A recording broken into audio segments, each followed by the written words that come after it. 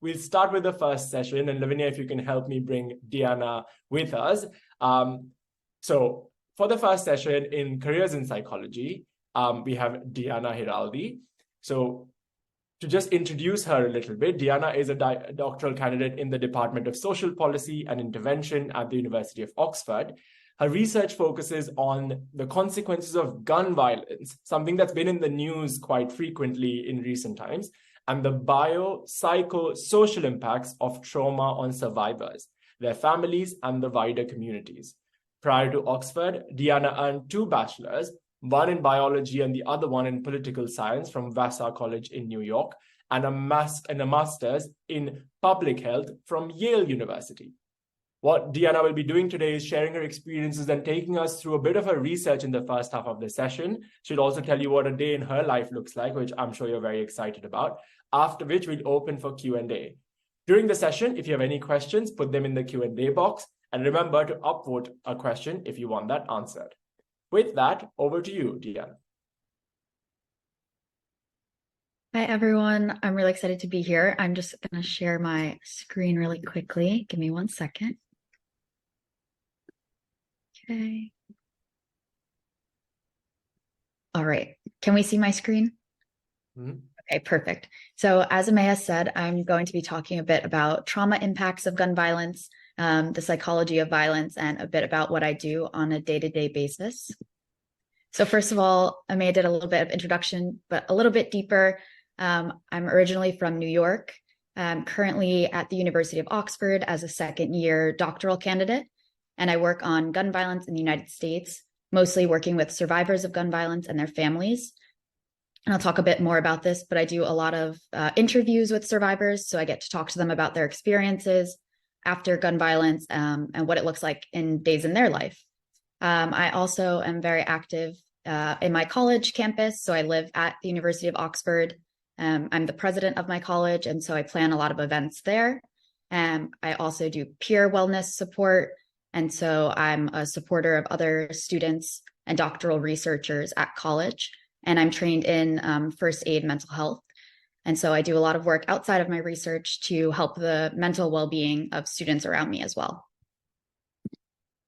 Okay, a little bit about a day in my life.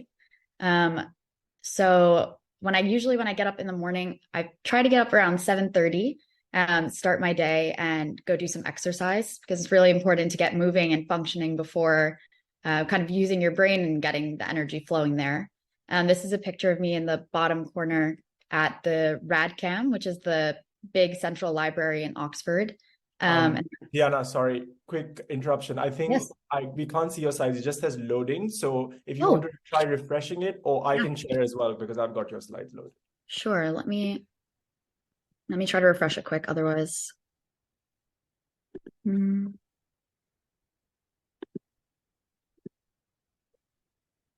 Yes. Are you able to see that? We could see that for a short second there, but when you went into presentation mode, I think it stopped sharing. I'm happy to share it if you don't want. Yeah. Do you have it on your end, Amaya? I do. I have. Okay. Okay. Can everyone see the screen? Can you tell me in chat if you can see the presentation? Yeah, I can see it. Okay, great. Fantastic. All right. So I think, Deanna, you were here or maybe further down. Go to the next one. Sure. Perfect. Okay. So this is the picture I was talking about in the bottom corner. So that's the RADCAM, which is the central library at Oxford. And it's where I spend a lot of time doing my research. I also teach 2 undergraduate courses, which I don't have a photo of, but that's what this is for. So I teach political sociology and sociological theory, which talks a lot about why people are in collective groups that they're in, why people function the way that they do, the psychology behind it, and the interactions that people develop, and the relationships that we form over time. And so I get to talk to a lot of undergraduate students that are studying politics throughout their studies as well, which is really exciting. The picture below that is me working in my department. So I do a lot of work on kind of analyzing and synthesizing research that has already been done in order to figure out what the gaps in research are. And that's how I figure out what studies I need to conduct and what questions I should ask the survivors that I speak to every day. And then the final picture is a group of my cohort, so other doctoral researchers that are focusing on different aspects of psychology. So some people are working on child abuse, parenting, genocide, civil wars, a lot of topics on health and conflict, and the interactions that our outside world plays on our inside health. Amaya, you can go to the next slide. Okay, so just quickly, as Amaya mentioned in the beginning, my research is on gun violence. And so I just wanted to put a little bit of a warning. So gun violence impacts a lot of different aspects of people's lives, mental health, physical health, their society or social structures, economic. So we'll be speaking a bit about trauma and injury, harm and death. And so the most important thing is to take care of yourself. If you need to step away, please do that. And then rejoin us when you feel comfortable. We'll be talking a little bit about news headlines and how gun violence occurs in the United States. So just a quick note to make sure that you take care of yourself first. Amaya, I'm good. Okay, so this is just a quick kind of snapshot of how gun violence appears in daily life in the United States in the media. And so these are just some newspaper headlines that have occurred over the summer and kind of the beginning of this academic year. And so as you can see, a lot of what's reported are the fatalities or the deaths that occur from gun violence. And mostly in terms of mass shootings, because they're really large events that affect a really large number of people. Next slide. But as we know, mass shootings aren't the only type of gun violence. There are many different types of gun violence. And a lot of what my research focuses on is the fact that gun violence isn't just the fatalities, right? So we talk a lot about the deaths and the impact in numbers wise in statistics or in the headlines, but actually a lot of the impact of gun violence is on the people that survive. It's on the mental health of survivors, it's on their families, it's on their communities, it's on their schools. And so the other types of gun violence that don't get spoken about as much as mass shootings are these types of interpersonal violence in category 1. So includes domestic violence that has firearms, targeted killings or homicides, that includes gang violence. Some other types are like officer-involved shootings that happen in bouts of racism, and then self-harm, so suicides, and then wound injuries, where there is a survivor, but there's a physical harm to the body. Amaya, can you next? Okay, and then across all of these types of gun violence, there are a lot of interactions, right? So potentially aspects of domestic violence, so in category 1, can impact someone's mental health and cause them to have thoughts of self-harm, which would be category 3. And so there's a lot of kind of interplay between each of the types of gun violence and the way that it impacts the psychology, the mental health, the physical health of the individual and their community. Next. A quick note on mental health. A lot of times in popular media, mental health or mental illness is spoken about as a cause of gun violence or mass shootings. And that's actually not what we see in the research. Actually, what we see is that mental illness ends up as the outcome of a lot of gun violence. So people become paranoid about their surroundings, have fear that there will be another shooting, worry about their children in school or their families in their workplaces. And so the way we think about mental health and gun violence, or the psychological aspects of gun violence, has shifted over time from this myth in the media to this more nuanced understanding of mental health as a really significant factor in the response and care of survivors. Next. Okay, so this summer I had a really cool opportunity to work with a bunch of students in Oxbury as a tutor and a mentor. And we worked on aspects of gun violence and psychology. And we focused on 3 different aspects, and I'll talk through them. But what the interns did basically was, 1, to write opinion pieces for major news outlets. And they sent these opinion pieces to different newspapers and journals. And the other thing they did was to write kind of policy recommendations or tangible actions that can be taken by politicians to do something about gun violence in the US. And so I'll talk a little bit about what informed those different policy recommendations and those opinion pieces.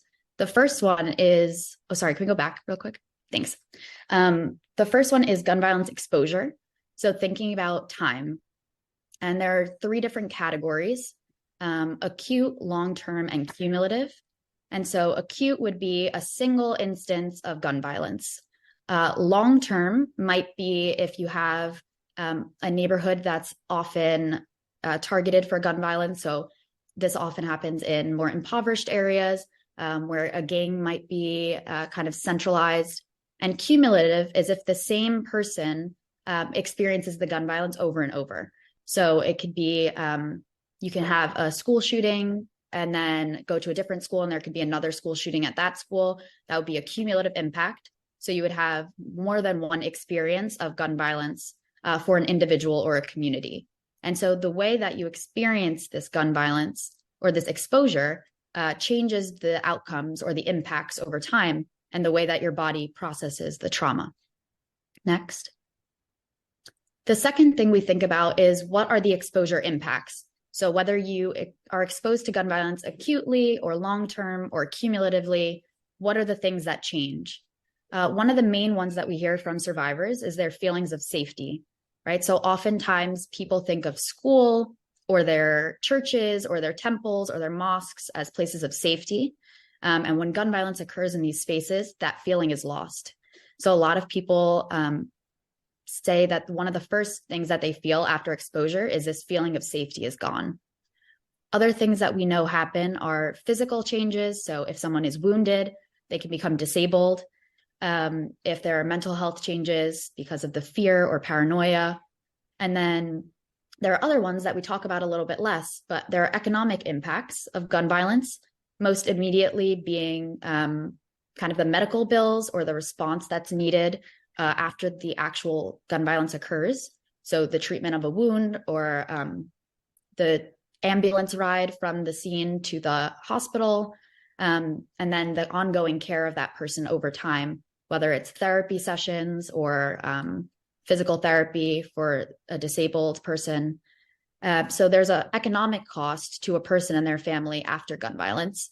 And there's also a cost to the community. So there could be physical damage if there are bullet holes in windows or a car and property has been damaged. And then the other thing is changes to community. And so what we hear from survivors are there are positive and negative impacts to community. Some of the negative impacts are those feelings of safety that are gone. Some positive impacts are communities bonding together over a tragic event.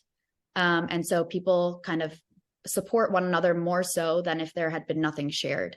That's not to say that what you want to bond over is a traumatic event, but survivors do find comfort in people in their community understanding their experience and offering help to them. Next. Okay, and the third thing that the interns looked at over the summer were ripple effects. So thinking about who is exposed to gun violence and who counts as a survivor. So we talked a little bit about exposure times, the acute, the long-term, the cumulative, and those seem pretty straightforward. But who we think of as a survivor hasn't been very straightforward. And it's something that's really important in my research. I think it's pretty obvious that if you have a wound and you survive, then you're considered a survivor. But what's less kind of obvious is the people who witness the gun violence events, but aren't actually shot. So the people who see other people killed or wounded, the family members of the people who are killed or wounded, the family members or friends or colleagues or other students who know somebody suffering from the aftermath of gun violence. So there are a lot of people in these kind of ripples that survive the gun violence event. The other people who are in this kind of survivor category are communities with shared identities. So if you think back to the beginning of COVID, there was a lot of kind of anti-Asian sentiment in the United States, and gun violence events against the Asian community were rising. And so anytime there was a gun violence event that targeted an Asian community, communities elsewhere, whether in different states in the US or abroad, that identified with being Asian, felt the impacts of that specific shooting in a more increased way than other people. The same thing happens when there are attacks on LGBTQ communities or women. And so we have to kind of expand the way we think about who is exposed and who's a survivor. And I also had one intern who thought specifically about social media and the way that gun violence events are spread on Twitter or on Instagram, that there are clips or audios that people experience gun violence from kind of a further geographical area as well. People abroad can see it, people in different states. So kind of thinking about these ripple effects of gun violence in a different way. Next. Okay, actually, can you go another one next? Yeah, perfect. So some of my interns over the summer thought about different policy recommendations. What can we tangibly do? What can we encourage politicians to take on to really make a difference in this gun violence? And there are a bunch of different levels that these changes can happen on. At the most kind of central level, there are individual protections and changes that can be made. This includes thinking about people's mental health needs for conditions that are linked with violence to their self, such as depression or other things like substance use or abuse and paranoia. So really taking care of people on an individual level to making mental health and therapy accessible. Then there are these other things at a community level and a social level that we can really work on to understand better. So these are kind of norms in society that might have to do with masculinity or power or what it means to own a gun in the United States. And then finally, there's a policy level. So kind of at a very high level, top down, there are safe storage requirements. So requirements for people to store their guns or lock them, to have the ammunition and the guns separate in their home, to not be able to buy in bulk, to ban 3D printed guns, which is something new with technology that has become an issue. And then a bunch of other things, thinking about gun laws around schools, increasing economic opportunities, et cetera. Next. Okay, and then just to end on something that has been done, another piece of research, there's a report that has been put out by Everytown for Gun Safety, who I worked with before coming to Oxford and is a very large gun safety organization in the United States. They put out this piece of research called Beyond Measure Gun Violence Trauma. And it focuses a lot on kind of the ripple effects and the impacts that I spoke about on survivors and their families. And May, if you can go next. Okay. And in that report, one of the things that they talk about, and the thing that I'll leave you to think about, is what empowers survivors and their families after gun violence happens. And a lot of the things that people mentioned have to do with their family and friends, their support networks, therapy and mental health, relying on faith and spirituality, being able to talk openly about the things that they experienced, and being able to move away from the place where the incident might have taken place, but to be in a community and in a space that they feel safe in. And so in this very traumatic experience, there are opportunities for survivors and for their families to really make a difference, to not have other people kind of go through the same thing, but to also be a support network for those around them. And so that's mainly what my research focuses on, and the people that I get to interact with every day are these survivors who are a support network for one another. Okay, and I'll leave you with that. Great. Thanks so much, Deanna. That was such an insightful discussion about such a difficult topic. So thanks so much for bringing that to light. There's lots of comments in the chat. There's over like almost 50 questions waiting for you. But I just wanted to kick off with a couple of observations and a question for you. So the observation I made is you talked about mental health, which is the sort of theme of the conference, but also in a more like relevant way for young people with incidents that we see in the news very frequently, but don't really sit and analyze as deeply. So thanks for bringing that. The work you do is so important, but it's also not easy. And as we're in this session where we're talking about careers in psychology, can you please tell us how you ended up finding a career or a future in this area? How do you end up here? Like why do you think you're passionate about this cause particularly? Yeah, absolutely. So I think I ended up here for a few different reasons. So I studied political science and biology, and I really wanted to combine them together. I think sometimes we get stuck in picking a subject and staying in a box of what that's supposed to mean. And I very much wanted to combine something that I knew impacted people's health, but also that there was political kind of angles to. And gun violence is something that's very politicized in the United States, but also impacts people's health very much. And then when I was doing my master's degree in public health, I did a lot of work actually on mental health and refugees. So thinking about conflict in the global sense. And when COVID happened, we were no longer able to travel abroad to actually interact with people and get their stories and insights about mental health. And so I started working a lot more in the United States in a domestic capacity, and kind of the obvious ongoing public health crisis is gun violence in the US. Great. Thanks so much, Deanna. And just as a follow-up, the question that I think they're most curious about is, has it ever impacted you personally working in this area, conducting research or interviews? And if it has, how do you deal with that?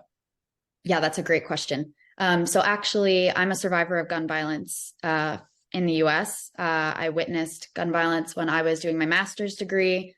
And I think at the time, it was something that made myself and my neighborhood feel very helpless.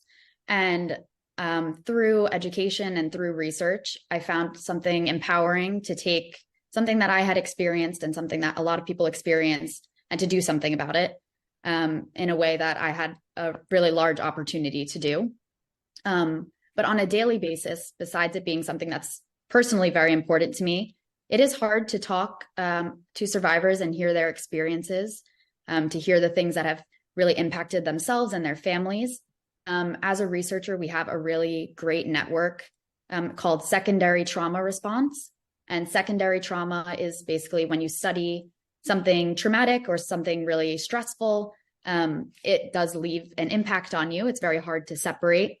But what these kind of support networks do is allow you to have conversations with other researchers and to talk about different ways to take care of your own mental health while simultaneously trying to make a difference for other people's mental health.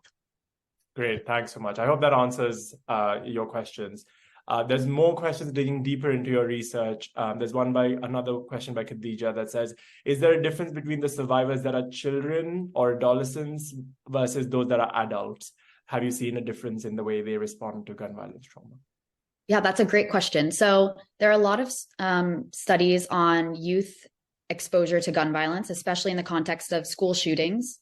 What we see is actually really interesting, and it varies in different states, which is a very complex issue. But depending on the gun laws in different states, there are different things that are possible to be done in response, and there are different events that occur. But at a basic level, when there are shootings that involve children, we see an impact on the adults in their families also. And so even if the adults aren't the ones in the actual mass shootings in schools, the adults are usually the ones that are dealing with the medical behind the scenes, taking care of their children if they're wounded, also dealing with potential deaths and fatalities of their children or of their children's classmates. And so we do see that kind of cumulative impact that I was talking about, even if the shooting involves just children. What we see kind of on a larger level is obviously that adults are able to articulate their feelings a bit more in terms of the psychological impacts. And so we can see studies documenting depression and anxiety that results from shootings where adults are involved, whereas that's not the categorization that comes out of shootings for children. Great. And on that note, are there any specific mental health interventions or treatments that have been shown to effectively reduce the risk of gun violence? And maybe you can segregate this by adults versus children, probably. And then there's a follow-up, which I'll come to after. Yeah, absolutely. So if you go to school in the United States, you've probably seen or heard about or been part of drills for active shooters. And these are very controversial and are still being studied. So essentially, it's a similar idea to a fire drill where you would make sure you have a plan of action, that people know where they're going in case of an event. And these are very controversial because some schools don't tell their students that these drills are going to happen. And so actually the drills themselves become very traumatic in that students don't know if it's an actual event or not. And so there are plenty of researchers trying to study if these drills are actually a positive thing or a negative thing on the mental health of children. But that's one intervention that does take place currently in the US for children in schools. Other interventions that happen, so there are types of therapy that work very well in the kind of aftermath of gun violence, one of them being CBT or cognitive behavioral therapy. And the essential point of CBT is to work as an exposure therapy.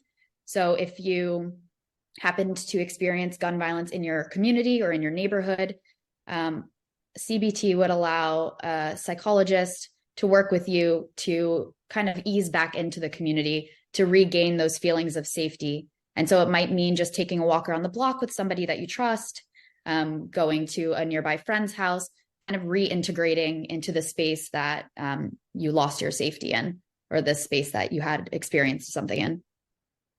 Great, thanks, Deanna. And do you think this could be integrated into broader public health strategies, or do you think that is also controversial in some sense? Yeah, I think I'm very hesitant to say that interventions should just be kind of implemented in different spaces, but I think there are lessons to be learned from the gun violence space and interventions that can be applied elsewhere. That's a really big part of kind of conflict studies and violence studies in general, is to take lessons from different places, but then make sure it's adjusted to the cultural expectations and the political kind of atmosphere of the place that we put them into action. Great. There's a very interesting question for you as well on if you've ever spoken to someone who's been the perpetrator of the violence, any convict who went to prison or something like that. Is what this. I have not. No, I've watched different kind of podcasts or listened to different podcasts, and I've read some of the kind of, they're called manifestos of people who have perpetrated violence, to try to kind of garner an understanding or see if there are similar characteristics across different perpetrators of violence, but I have not spoken to any in person or over kind of a interview manner. I have spoken to trauma surgeons and people who have taken care of victims or survivors, but not the perpetrators. But there are researchers that do that. From the podcast or things that you hear, how does that feed into your research or your work? Yeah, I think some of the common themes, so the slide that I had about policy recommendations for kind of societal norms, some of the themes tend to be this toxic masculinity, this want for power, a need for control in their life. A lot of times the media talks about mental illness of the perpetrator, but really what we see is that that's more of a kind of conversation that happens in a very racialized space. So usually that's only happening for white perpetrators. We see that a lot of the mass shootings, the perpetrators are men or young boys. And so it's people that kind of see this image from political things or from the media of needing to be strong men that are powerful and can inflict harm. And that's not what it means to be a man. And so kind of addressing those norms in society is the role that plays in my work. Great, thanks so much. There's a very interesting question by Vista on how do you avoid researchers' bias? How do you keep aside your own feelings about the topic while still showing empathy when interviewing the victims or working with their families and so on? Yeah, that's a great question. So we've had a lot of conversations about this in my department with other researchers, because if you are in the research space, there's a lot of conversation about being objective, right? Objective research is the only proper research. But if you're passionate about a subject, you're already not quite objective, right? If you're going into a field because you care about it, you're already not objective. The thing that you have to do is make sure that you're ethical. And so that includes putting forward research protocols, making sure they're public. So if you say, I'm going to interview everyone that comes up to me over the age of 18 years old that lives in the United States, there are websites that you publish that before you start your study, and it holds you accountable to make sure that when you're actually doing the study, that's the kind of protocol or the rules that you're following. And so we have those on Open Science Framework, which is a database, and anyone can go search it and see exactly what we're including and what we're excluding from the research that we're doing. And that holds us accountable, but it also lets the public know and other researchers know what's included in our study. Great. But has there been are there incidents where you see, say, for example, a community that you feel closely about or strongly for? How do you avoid, say, going in with more passion than usual, if that makes sense, and therefore making sure your research is as unbiased as possible? Yeah, I think when I speak to survivors that are children, it's always a bit more difficult. And it's more difficult because sometimes they haven't been able to fully process or explain how they're feeling either.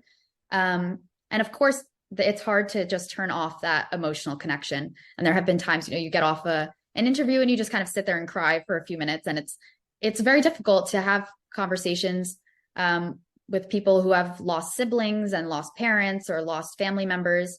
I think the important part is, one, really listening to understand instead of respond. So when people are talking in their interviews, that you're really listening to try to understand the underlying details of what they're saying, not your interpretation of it.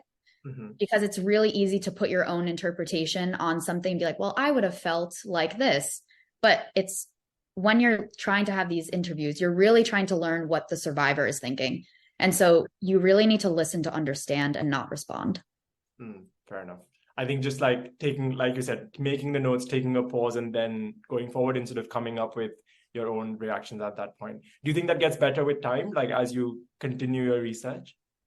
I want to say yes, but maybe I'm too young in the career to say yes. I feel like every time I talk to survivors, I still have a very kind of emotional response. And I think what's important is not having that emotional response in front of the person you're interviewing. And so there is a very kind of professional manner. There are questions that are thought of beforehand to make sure that they are very professional, but also open-ended to let the survivors guide what their responses are. Yeah. And then, of course, you have an emotional reaction afterwards, but really allowing the space for the survivor to take up the time and not yourself is important. Totally. There's a question about survivors reacting to said trauma. I will just add and modify the question a little. Are there similarities and are there differences in the ways, what are some similarities that you see in the way survivors react during your interviews and research? And what are some of the differences that you would see amongst all survivors, say, of a particular community? Yeah. So I think there are a lot of differences between survivors depending on when the shooting happened. So some survivors I speak to, the shooting incident that happened is decades ago. And I think those people have had more time to kind of adjust, process what has happened, and then talk about what they've done since then. And a lot of those survivors are able to say, this thing happened to me. Since then, I've achieved all of these things, and I can still have a very impactful and positive life. A lot of them are involved in trying to prevent gun violence in some capacity. A lot of them work for advocacy organizations on the side, along with their actual work. And some of them do full-time gun safety work. The survivors that I talk to that have more recent kind of experiences often talk about the struggles that they're facing. And so that's a big difference. I think some are very lucky to be in spaces that there's already an existing community for them that have strong social networks. And some of them are really looking for that support. And they feel like they're kind of alone in the thing that they've experienced.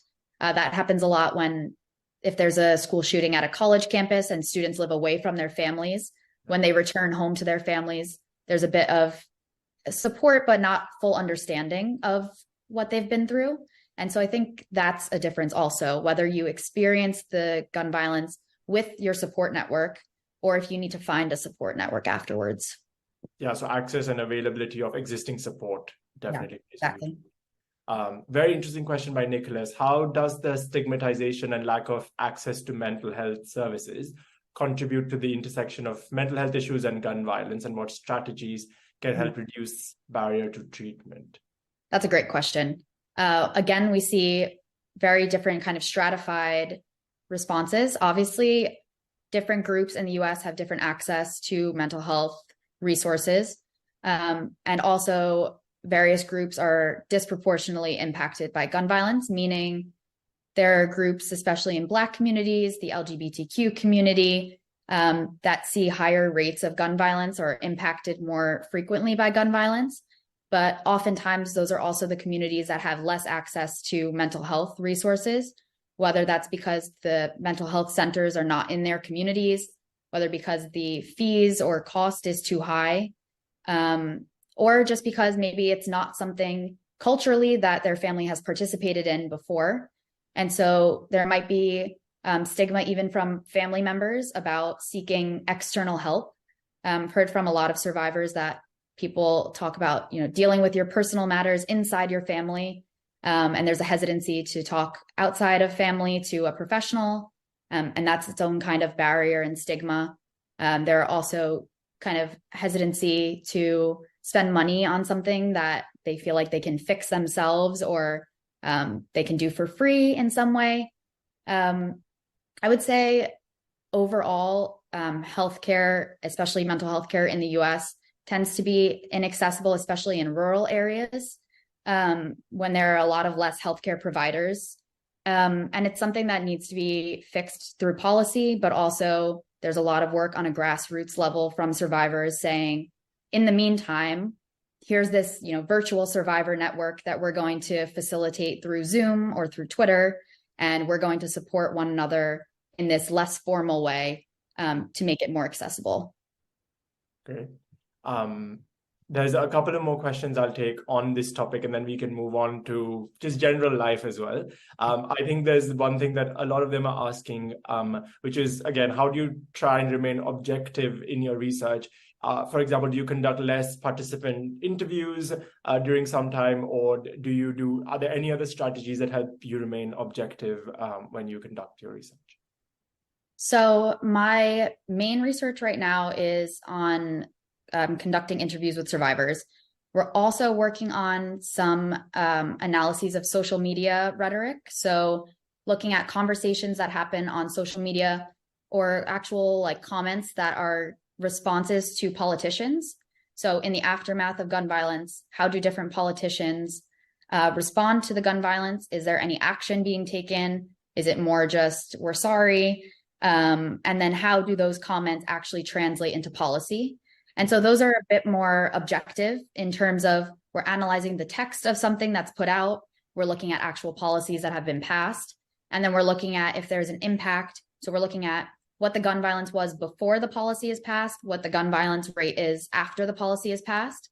And then in the meantime, speaking to survivors that have experienced the gun violence before and after those policies, so that we don't just have statistics and numbers, but we have an actual story and experience of the people who are part of those statistics. I think it's really important to not lose the sight of the human in the gun violence. And I think sometimes the headlines with the numbers make you forget that there are humans there. Yeah, totally. Great. Let's move on to more of just a little bit about your life. There's a very interesting question on your work-life balance. How do you maintain that while studying at Oxford, doing all this fascinating research, but also sort of taking care of yourself or finding some time to relax? Yeah, good question. So I mentioned in the beginning, I'm the president of the college that I live at, which means that I'm in charge of all the social events that happen here. I get to welcome all of the new researchers and scholars that come in. And I also work as the kind of connector between the students and the administration here. And so I get to be involved in a lot of the kind of daily life fun things that happen at college, whether it's a karaoke night or a gym session, things like that. So that really helps me to be involved with my community on top of my research, and also gives a good outlet for researchers to support each other in a kind of not academic space. We also have things at the university that are kind of like formal dinners where people can talk about their research. And so it's a shared meal, but people get to talk about what they're researching, the problems that they might be having, ask for help. But yeah, living at college is really exciting because you have people who are very passionate about different topics, but are also living their lives every day. So we have a gym at college. We have a dining hall that we share meals in. There are really pretty parks and meadows around, so lots of outdoor space. I have a bike here, so I go on a lot of bike rides, play piano. And so it's really a good space to kind of figure out what you're passionate about in academia, but then also to have space to explore kind of external things that are important to you also. Great. And in terms of like, for more of a broader question, if you were say 15 and you were planning to build a career in psychology, say researching these difficult topics, like a lot of the students on at the conference are thinking of possibly looking deeper into mental health, such sensitive issues, and researching these ideas in the future, what would you recommend? Maybe some like top 3 things that you think will help them plan better, or that you wish you had when you were younger?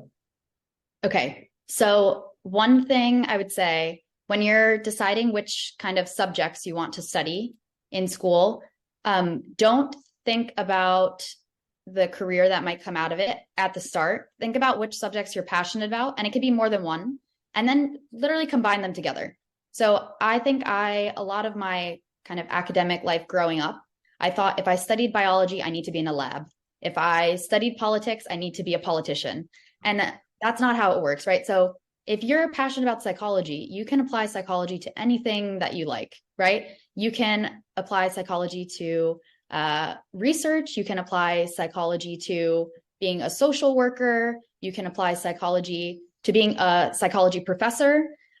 You can literally take that and pick a career that you want, and it'll fit. I think don't get stuck in a box. Figure out what subjects you really care about, what subjects you'll be excited to work on every day. I think that's something that helps me a lot. Even when my research is difficult, it's something that I really care about. So when I wake up, I'm excited to speak to these people. I'm excited to talk to my other researchers. I'm excited to talk to my classmates. And it's something that really helps drive both the research, but your kind of personal growth within that also. So I think that would be my main kind of thing, is figure out what you're really passionate and excited about or interested to learn, and then go from there. Because the subject is not tied to just one career or one path forward. Yeah, totally. And on that note, because psychology and biology end up being like quite popular subjects for these students, one of the questions asked, is psychology and biology related, and how? If you could give a little bit of, throw a little light on Yeah, that. absolutely. So when I studied biology in my undergrad, the kind of concentration that I picked was population biology. And actually, population biology is very much psychology, right? So it talks a lot about how the individual functions, but then a lot about relationships between people, and a lot about how people form friendships, how people form collective groups, and like the cohesion that holds those groups together, and pretty much how those people survive, right? So we know that humans need connection. We know that humans need interaction, which is the case for a lot of animals as well. And so a lot of the biology that I studied wasn't necessarily thinking about like cells or genetics, which people think a lot about. It was really about, how do societies work? How do people function together? And so even within subjects, sometimes we have an idea of, if I study biology, it means this. But it's such a big range, right? Like even psychology, there's such a big range of what you could be looking at. You can be looking at neuropsychology and thinking about, actual synapses in people's brains. You could be thinking about psychology on a community level, or you could be looking at psychology like I do in violence, and thinking about kind of why things happen the way they do and how we can address it. So I think even within subjects, don't lock yourself into, what you think the subject has to be. Does everyone agree with Deanna? Don't think about subjects as deeply as you might be thinking about them right now. Take them, and there's always more opportunities that you can get. 100%. Yeah, everyone's agreeing. Final question, Deanna. If you were not doing what you're doing right now, what would you be doing? Possibly in the field or somewhere else in another field? Yeah, I've thought about this a bit. So I've done a lot of different things, kind of trial and error. I worked a bit between my master's program and starting doctoral studies. I worked in Washington, D.C. doing health policy, which I liked very much. I think if I started all over again, I might go to medical school. but I think I'm kind of doing a medical intervention piece without being in a direct hospital. I very much like working in communities, speaking to people a lot. And so I think I have that medical aspect still, but just outside of a medical institution. But I think, yeah, if I had to go back, I might do some kind of medical school to understand more of the like actual bodily functions and reactions to the violence, and then be able to, I think the tangible response is quite attractive. Sometimes something that's frustrating in psychology is you can't necessarily see right away the change. Whereas, you know, if you fix someone's broken arm, you see it more immediately. But I think in the long term, working in psychology is very rewarding. For sure. Great. On that note, thanks so much, Deanna. That was such an inspirational start to the day. It's a difficult topic, but I'm sure that the students enjoyed learning from you, and they had lots of questions. There's about 100+ questions still in the Q&A box. What I'd recommend is, if you just want to stay on for like a minute or so, go through the comments and go through the Q&A. You'll definitely see what they have for you. With that, can you give Deanna a huge round of applause, virtual applause? There's an emoji button if you want to use that, and give Deanna a round of applause. Amazing. Thank you so much for having me on, and thank you for all of your questions. I really appreciate it. Great. Thanks, Deanna. Take care. Thanks.